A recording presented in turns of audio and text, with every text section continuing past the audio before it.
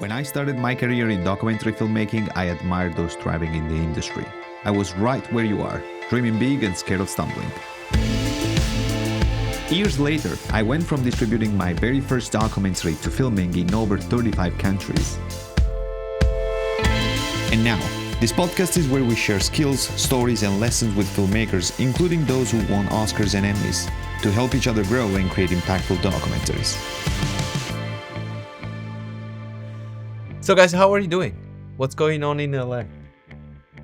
I don't know. It's about to be a pretty slow period in LA. This is kind of like in like 2 weeks is kind of when the industry kind of slows down because we have Thanksgiving and then we have Christmas. So in the US, we have like 2 holidays that end the year. So it kind of ends earlier than it does in Europe, which is good. But it's also bad because basically like the last 6 weeks of the industry are dead. Yeah. Pretty much dead. So unless you're like shooting a feature at the end of the year, you're like out of work basically. So it's an interesting time because AFM just ended. Yeah, 2 AFM days was ago. last week. It was the 5th through 10th. So all the deals are like closed for next year there. And then now everyone comes back to LA and basically it's like the 10 days before Thanksgiving. And then some people come back to LA at the beginning of December, some people don't. And then nothing happens until like the 2nd week of January. Oh, wow. Because I guess unless you got something that really needs to go out in January and you plan last minute. Which you would have already known that by now. Yeah, and the way shooting schedules kind of work overall for the industry, pilot season is towards the end of the year. So they shoot all those kind of Q1, Q2. Which pilot season doesn't exist anymore. Yeah. If we're being honest. But, some of that scheduling still pilot remains. season. Tell me about it. What is pilot season? So pilot season used to be where you would shoot pilots for episodic television and then they would try them out and then the TV show might get picked up, but that doesn't happen anymore. Yeah, The it's way not it super works now traditional. is they shoot the whole show at once. Yeah. Because I audition a lot for episodic TV and we don't audition for pilots anymore. It's not even really called a pilot. Like they might shoot the pilot of a show, but I'd say 90% of the time the entire show is already funded because they pitch the entire series. Usually they pitch it to streaming and then the entire show is already funded, most likely already by the streamer. So it used to be like pilot season was a period of time that lasted like 4 months and people would fly out to LA for pilot season and they would audition for all the pilots hoping that they get picked up onto a TV show. And so everyone would have an influx of people coming into LA just to audition for pilots. And that was really popular during like the 80s, 90s, aughts. But that doesn't even really exist anymore. Yeah, you see it sometimes now on like the traditional networks. NBC, I think, still has some pilots. But Abbie's right. A lot of times nowadays, they still call it pilot season, but essentially they're just shooting an entire show kind of in the early half of the year for premiering in the later half of the year. And the same thing kind of goes for feature films. A lot of, at the start of the year, a lot of, not grants, but incentive programs, you've kind of reset for the fiscal year. So feature films are able to come in and, kind of pull money from that pool. I'm very ignorant towards the whole big production world. Like very ignorant. So like I didn't even know existed like a pilot season or something like that. I was not aware. I think I've always considered myself an artisan, like maybe with the Italian mindset coming from the South. And so even though it's a collaborative art, right? So you collaborate with other people, you cannot just work by yourself. But at the same time, I always loved their approach. And so I've always been distant, maybe even because I was afraid of the big production world of just, I don't know, like I've seen many people that tried really hard for many years and they didn't make it. And in their 40s, they were still working, as an electrician, but their dream was always to become a director and they were scratching the bottom of things. And so I guess I don't know, maybe it was that, I don't even know what was it. So, but then eventually, I went the independent way and, it was a different approach. Like I don't even know basically like many of the dynamics of the big production world. But for you guys, When did start for you a passion for filmmaking? Because Abby, you work also as an actor, and Connor, what I know about you is that you work a lot on editing, but you also are involved in production. Like when it started for you, the filmmaking thing. Well, I grew up as an actor. I was in my first musical when I was 9, actually. So I've been acting for a long time. I guess filmmaking, I didn't formally make my first film. Well, it's hard because like I guess I didn't really have access to anything like that until I was much older, but I did a lot of like I made a lot of theater and I directed a lot of theater like as a child. I guess I didn't really think about that, but I like wrote plays and forced my siblings to be in plays when I was really young. So I was trying to direct and like make stories when I was really young child, like even like 5 or 6 years old. And I was very much a person who was like organizing people and making them do things and putting them in stories when I was pretty young. And I did end up going to school for neuroscience because I was always really interested in STEM as well.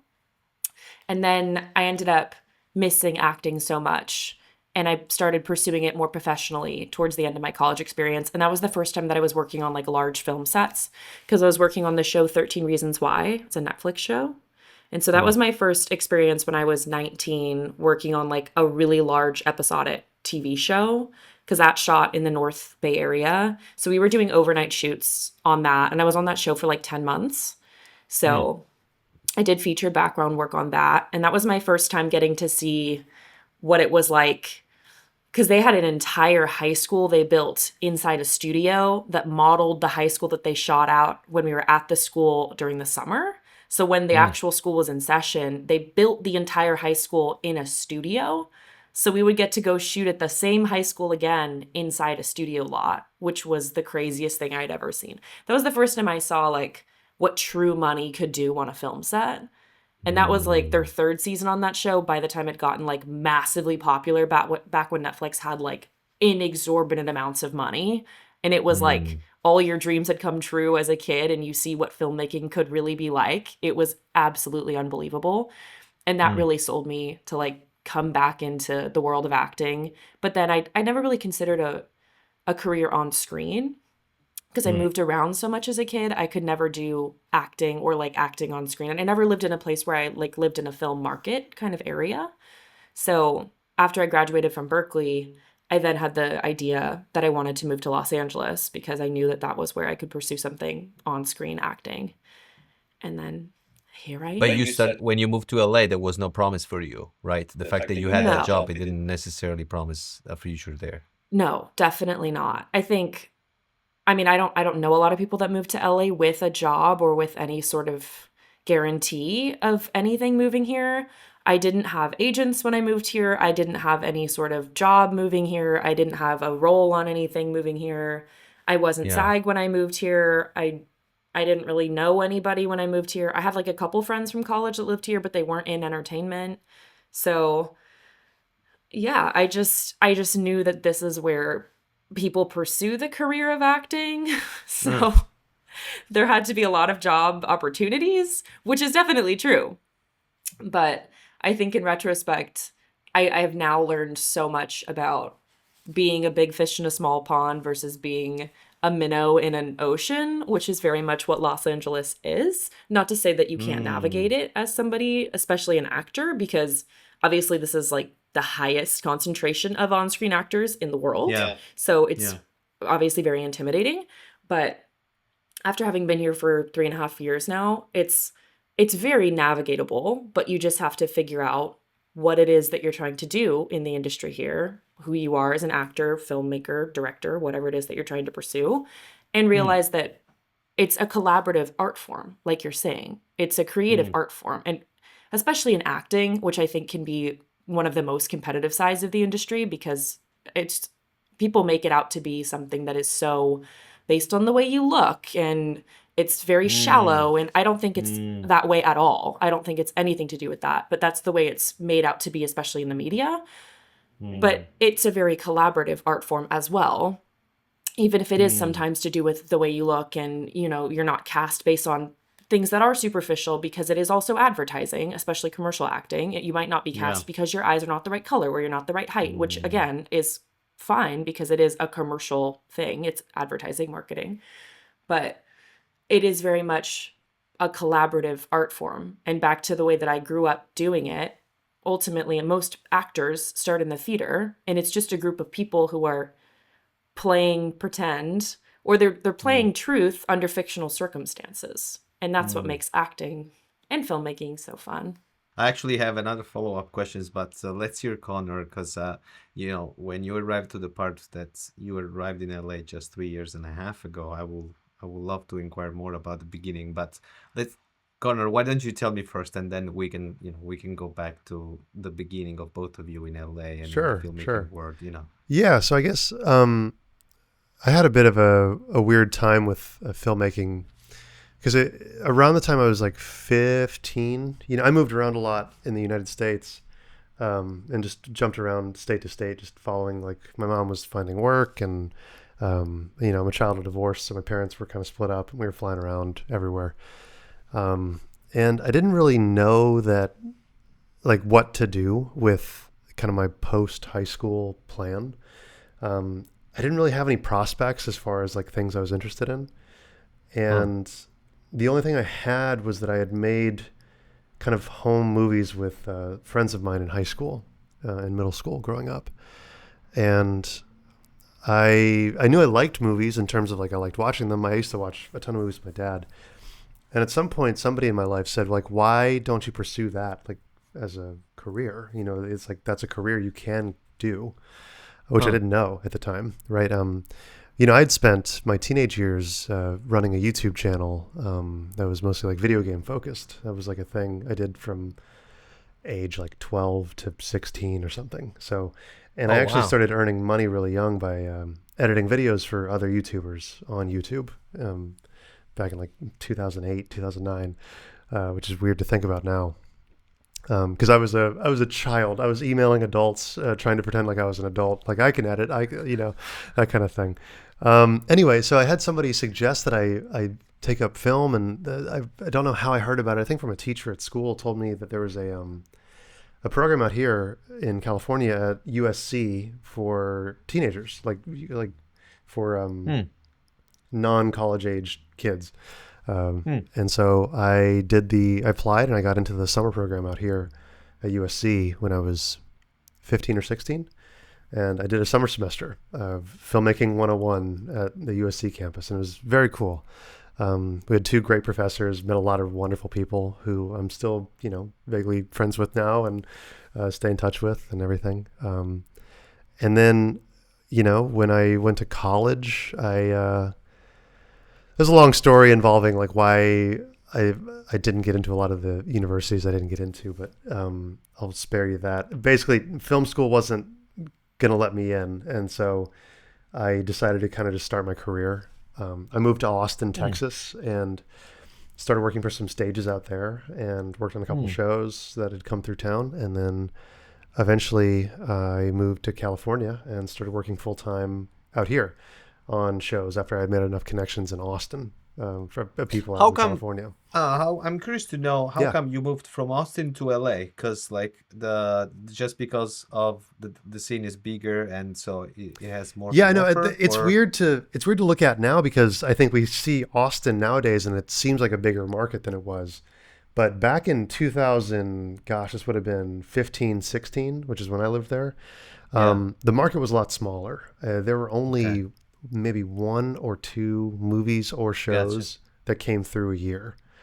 And the way it used to work in Austin was you would jump onto one of those shows. It would typically be non-union. And then the show would flip, and you would be kind of forced to join the union. And then you would have to go back to, or the idea you wouldn't have to, you would go back to LA with the show essentially and keep working. So it was kind of this hopeful, like, Wild West mentality when it came to production. We didn't have that mentality at that time because we had kind of missed the boat. That was like before we even got there. So when we moved to Austin, people were still talking about moving to LA and, going to LA and getting the jobs out there. And so that was always our goal. And our being me and my old roommate, Matthew. We were working together, and yeah, we eventually made enough connections and moved out to LA because that was like the goal that we had. That's cool. Yeah. So I moved out here 7 years Connor, ago. I just and wanted. it's been the same. No, that's cool. Yeah.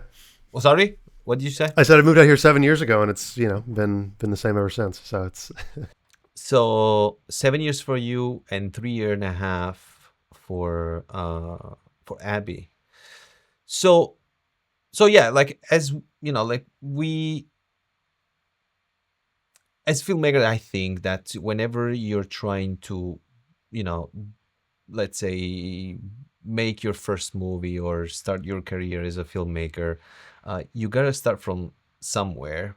And I would like for you to tell me a little bit more about, maybe we can start from the beginning. And as we go from, your story and how you guys started A2C Entertainment, like I would like for you to guide me a little bit in what are the lessons that you've learned, and also how did you start it? How do you start, in this filmmaking world? What are the steps that you took, and maybe if there are lessons in that too?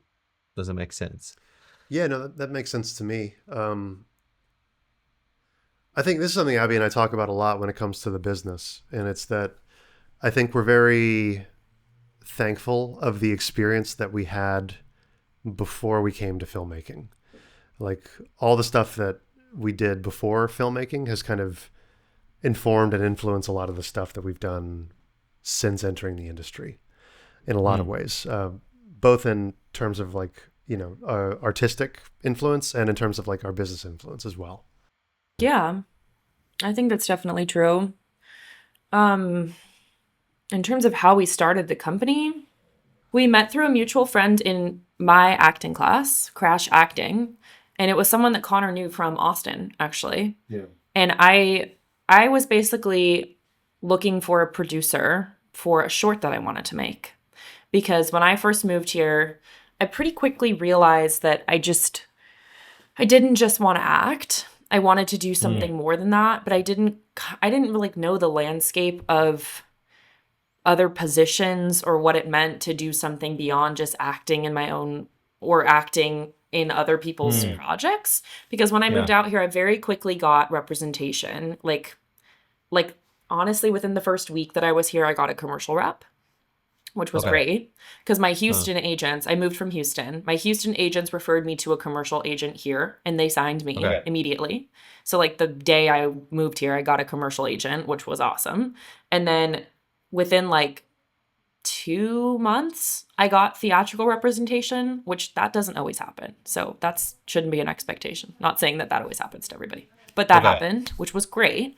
But then I started to quickly realize that like the type of material that I was receiving wasn't necessarily the type of material that I wanted to work on, because I moved here when I was 22 and I was getting a lot of auditions for like Jewish women and Middle Eastern women and Hispanic women, and like it'd be like hot girl at party. And I had just graduated with my degree in neuroscience, and I was like, okay, for one, I'm white. I'm like so white. And for two, I'm like nerdy. I'm like very nerdy. And like I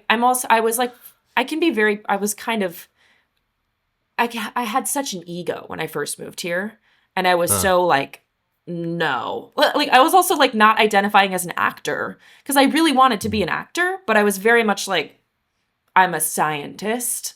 And I was like, I'm smarter than all these people. And I had such an ego. And I was like, this material's dumb. It's poorly written. And I would like see typos in people's scripts. I'm like, this is bad. So I would just turn down auditions. And my reps were like, you just moved here. You don't have a degree in acting. You don't have any training. And we signed you out of the blue. You can't turn down every audition that we send. Like, you shouldn't ever turn down an audition, ever. And like anything with nudity or intimacy, I was like, no. And they're like, you can't.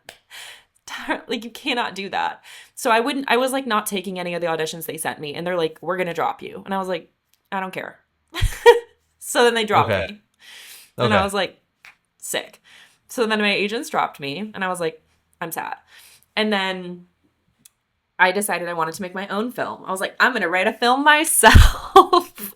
I'll show you people what I'm Yeah. capable of with my I was like, neuroscience I'm going to degree. write my own thing and it'll be way better than this because I can spell. And then I wrote my own script.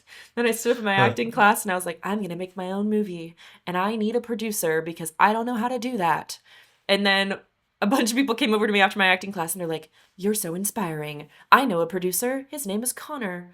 And then I went to coffee with Connor and I told him my master plan that I wanted to make this movie and that I wanted to make it into like an event. And we were going to eventize this somehow, which I assumed was normal. I was like, we're going to make it into like a thing. I was like, we're going to have like a ball or something, a gala, which it ended up. And this was a short film, or Yes, it was a short film. short film. I was like, I want to make Okay. a short film, but I want it to be like a community event.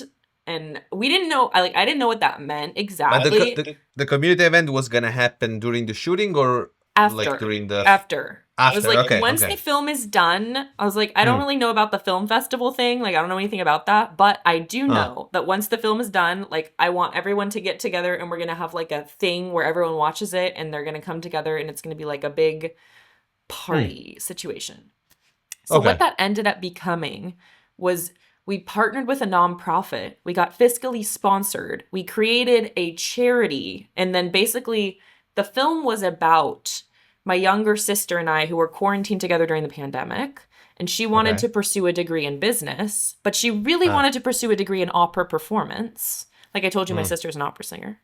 yeah. And like me, who wanted to pursue arts but did STEM, my sister and I were quarantined. So then during her quarantine time, we ended up switching her college applications and she did opera. And I helped her with that during the pandemic and we were quarantined together in secret. So we wrote a short film about this. And then we ended up creating a scholarship that she won this scholarship. So we created a scholarship in the name of the short film. And then that benefited young women who wanted to pursue opera from then on.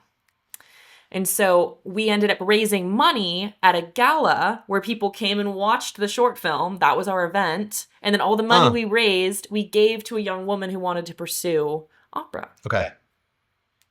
So our short film became like an event. It was like an eventized thing that became like a community impactful thing. It was like film for change, kind of. Oh. Yeah. That's what we Yeah. did. And then we started a company.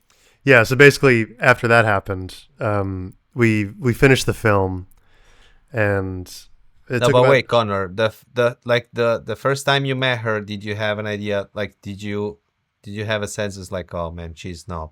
Like she looks at all these things. Did you have that sense, like she's describing, or not? I could tell that she had a lot of vision for what she wanted this thing to be, and more so than other films, like short films that I had worked on. And that was something that interested me a lot in terms of like, I think I was used to, I think we've all been exposed to kind of crappy short films that you've worked on for friends that don't pay and they don't really go anywhere and they take a couple years to finish and then they might do a couple of small festivals and and it's not to harp on those things. I think everybody has to go through that kind of cycle, but I think there was something that clicked in me as far as like the passion that Abbie had for the project. And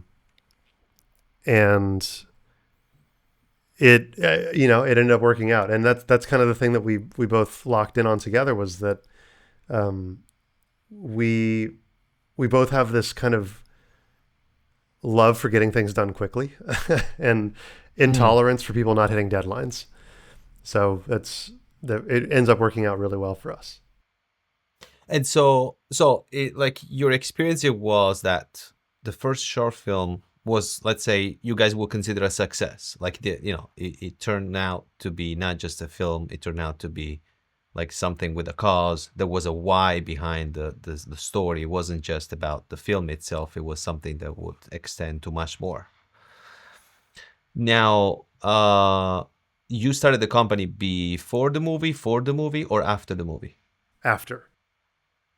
After. So it was a consequence of what you guys experienced together, would you say? Or Yeah, definitely. yeah. Yeah, I'd say it was a direct And so, direct consequence. Yeah. and now I would say you like, so that was the consequence of the movie. I imagine you guys starting this company in LA where there are other, I don't know, thousands companies that do the same thing. And so you're trying to make your own way. Now, can you tell me a little bit more about that? What made you say we're going to start a company? And also, if there was anything that makes you different from other companies, and how do you do that? Yeah, that's a good question. What I'm trying to fish is anything that helps me understand a little bit about what is the landscape that you're navigating on a daily basis as a business, and what did you see in the beginning that you say, I think if we start a company, then we can start to make it because of this reason. Well, and I think the initial thing that we felt drawn towards, because the first short film took about 1 year. We met in January, February, I want to say, and shot the film in May, June, and then had our whole event in like October, right? And towards the end of the year at Christmas, we both were like, okay, the film's done. Like it's done everything we wanted it to do. So now what? And it's like we both like working with each other. We both think that there's more potential that we can, create together. There's projects that we know we want to do, and that we think that now that we're working together, we know we can handle. So, why not make this more formalized and start like an actual production company, right? And so that next year, that following year, in I think January or February, we founded the company, and got it legally registered as an LLC. So, and from there started, we did a couple of proof of concept films for feature films that Abbie had written. Did a commercial or two in the mix. The thing that we really wanted to do was like get to feature films as fast as possible. That was the goal. The thing that we wanted to do was get to feature films. And maybe we have to make short films along the way there, but ultimately we wanted to be the people in our direct circles that were the ones making feature length films. And so far you produced how many, like how much you produced? Because you produce just for like your stuff, or you produce for clients? We've produced 11 short films in 2 years, and 7 of them have been original and 4 have been other people's, and 2 commercials. And obviously we run a pretty big social media channel, and we do all of those original videos, and we post them twice a week. TikTok, Instagram, YouTube. And then, I think what Connor is saying, and to your other question about what makes us unique or original, I think we've kind of developed that and figured that out over the past 2 years, especially over the past year, or year and a half, I would say. What makes Connor and I unique is that we're not only filmmakers and producers and writers, and I'm an actor, obviously, and Connor's a really good editor and AD, but we are also people who are learning very rapidly, and we're very young and educated about the film development world, which I think is super unique. And what I'm learning about us and what A2C is we are like really good connectors. We are people that a lot of independent filmmakers come to ask questions to, and we're trying to be resources and activists for other people in the independent film world, because we want to make it as accessible as possible for people to be able to find tangible information, to make it simple to understand how the independent film world works as it rapidly changes. Because it is an ever-changing landscape, but it isn't an impossible one to navigate. And I think that's what A2C is, and that's what we're trying to make it become. Because like what Connor's saying, we're trying to learn the feature film world. That doesn't mean we're making a feature film right now. And I don't think that it should, because we could make a feature film right now with the $50,000 we make from commercials, but it wouldn't be good. we're trying to learn how to make the best feature film for the market that it will succeed in. Maybe that's going to take 2 years, but we want to make the best version of the feature film that will succeed when it should come out, and we want to help other people rise with us. So Bellissimo, Abbie. It's beautiful. All that you said is just beautiful. Now, can you help me navigate a little bit this independent filmmaking world? Because I am familiar with the documentary one, right? But I'm not familiar with, for example, a short film. Right. Right. I don't even know where to start, honestly.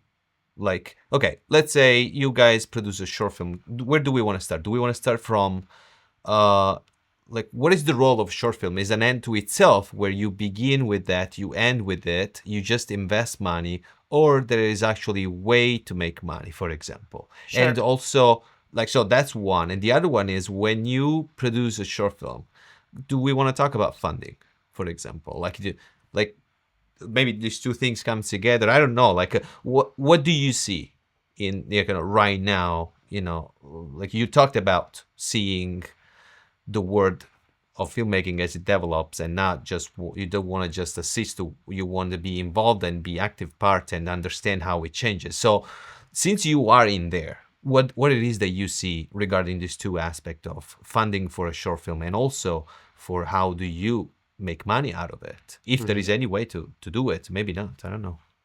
Yeah, short films are an interesting beast, and I think we started off with a different approach than most people. We treated short films like proof of concepts for larger projects. So the initial idea that we had with a lot of the short films we were making was, let's test out the crew that we have access to. Let's try and get kind of a visual style or visual language, nailed down for this project that we will eventually take to the feature level, right? That was our initial thought. And I think it worked for what we wanted, ultimately.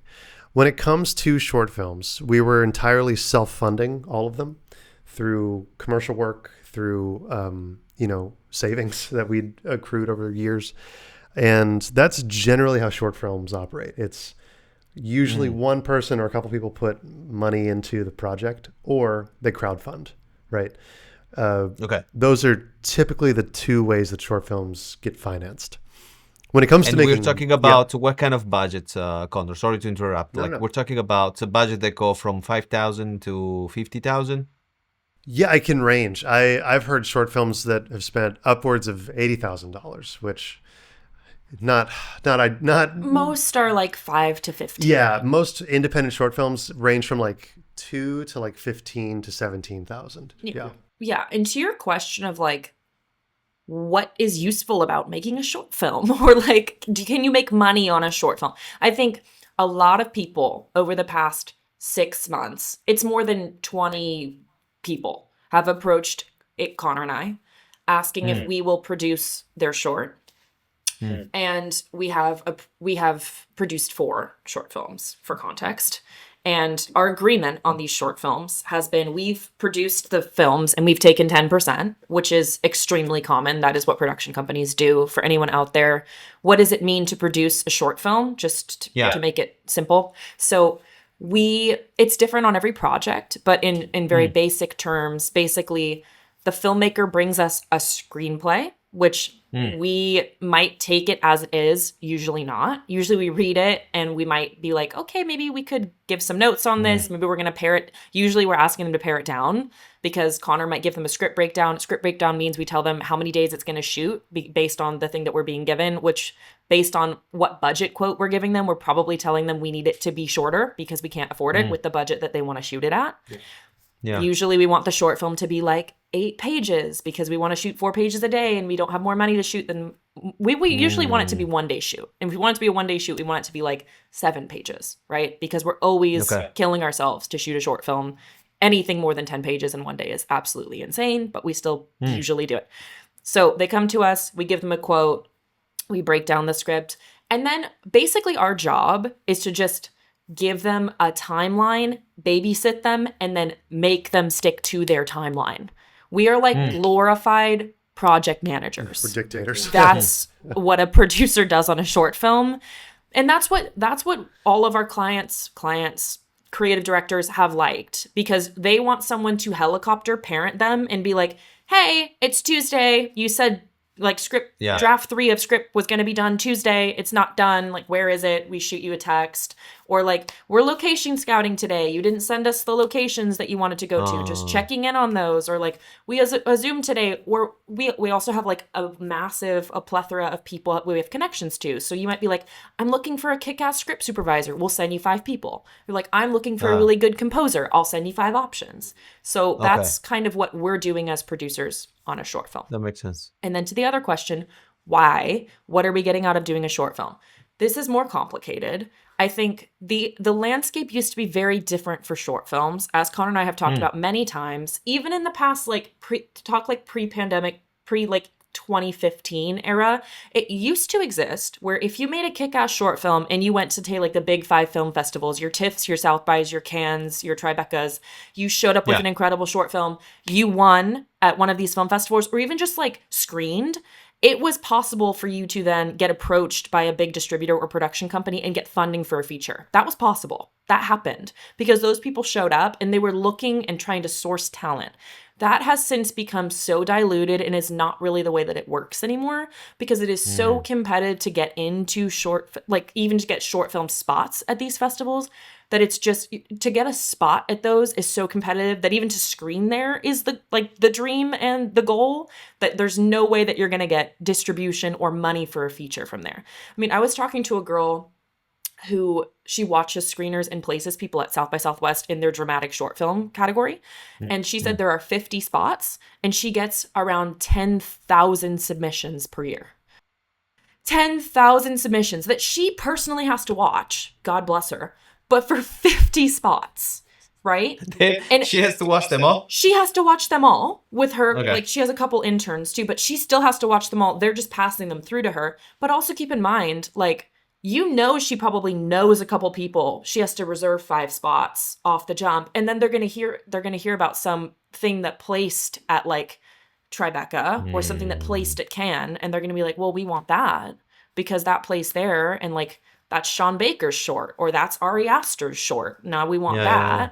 So it's unfortunate because the landscape of the big film festivals has become such a celebrity hotspot, and Getty Images shows up and Sydney Sweeney shows up. And now it's really moved away from what it used to be for indie filmmakers. And it's become such a celebrity thing and an A-list thing that the people who actually show up with funding and distribution, and not to say they aren't there, they are still there, but the degree to which they're there is not the same landscape. So I think the way that short films function in the market is not the same. So for people to approach them the same is naive and it's defunct. So I say for short films, my number one thing, don't spend a ton of money on them. Don't spend over $5,000 on them. I think they should definitely be a way to practice the art form, not to try to get something out of it. It should be an exercise. It shouldn't be I'm doing this to get this. It should be like we were talking about, I'm doing this to practice how to use a whip pan. I'm doing this to practice with my DP. I want to shoot this on film. Don't do that. It's expensive. I want to do this to work with my producing partner, or like, I want to do a black and white, a sepia thing. Like, send yourself to film school, unless you were able to go to film school, in which case you're lucky. I hate you. That's kind of my ideology behind short films. Got it. All in all, I don't know. Once you've shot 5, 6, 7 short films, I think just get yourself in the domain and area. If you're we're talking writer, director, filmmaker, obviously. Yeah. If you're not in that range, I don't know why you're making a shit ton of short films, but okay. But otherwise, I think you need to be writing feature screenplays, and you need to be workshopping the development, AFM, markets arena, and find yourself money, seed money, independent investors, and make your feature. Because once you have 5 or 6 short films, that's all they're going to be looking for. Do you have a portfolio? Which they're not going to watch it, but maybe they will. Maybe they'll watch one of them, like a really good one, or be like, oh, you wanted a film festival sometime, cool. And then get yourself in a area where you can actually make money, because we're currently in a world where there's still no money in shorts. They don't stream short films. No. Okay, so let's say short film, if I understand correctly, it's a way for you to practice, it's a way for you to let's say also to explore a little bit the art form, and also to, you know, test, right, your people, like the, I don't know, the way you work or how much you can handle stress, whatever it is. And then, so it's more of a practice and a test rather than a tool that will actually make you money or that will make you become the next Tarantino, whatever, you know, like to jump in the big scene of movie production. Okay, so yeah, so like the commercial is still where you guys are focusing on the aspect, and for you guys it's been just like a word of mouth, I would say. Like, I mean, you explained a little bit already, like, but Yeah, it's been very you, word of mouth. Pretty much exclusively word of mouth.